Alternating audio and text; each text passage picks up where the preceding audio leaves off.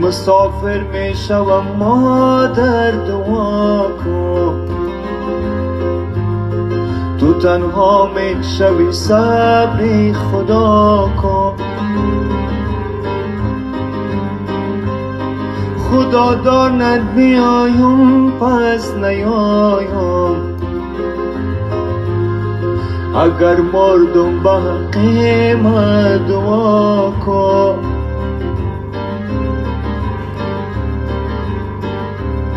سفر میرم دعا کن پس بیایم، نمیدانم کجا باشد سزایم. ندارد اعتبار دنیای فانی، خدا داند بیایم پس نیایم.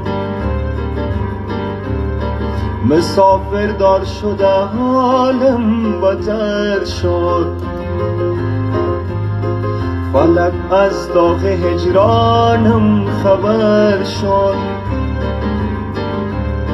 زی بس که گریه کردم خوار و گشتم،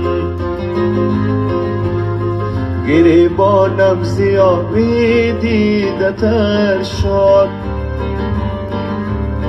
مسافر عجب دلگیر و زار است، اگر شاهزاده باشه خوارزار است. هزاران توشک خالی شباشه، به زیر پایکش مانند خار است. مسافر می شوم مادر دعا کن،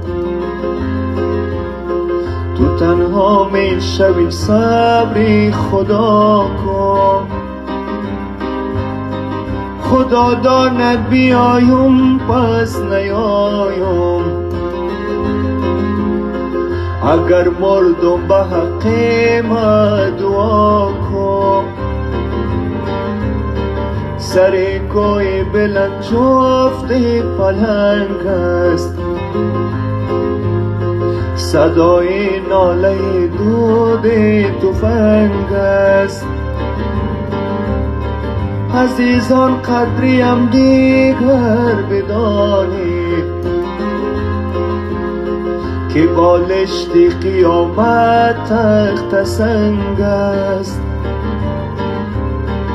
مادر خوب است که مادر نازنین است، برادر میوهی روی زمین است. جوانا خوب پوشین خوب گردین،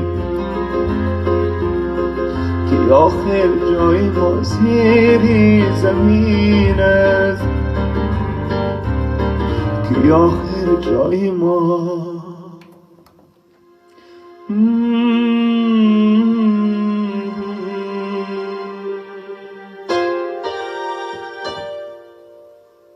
فیصل از احمدی هستم.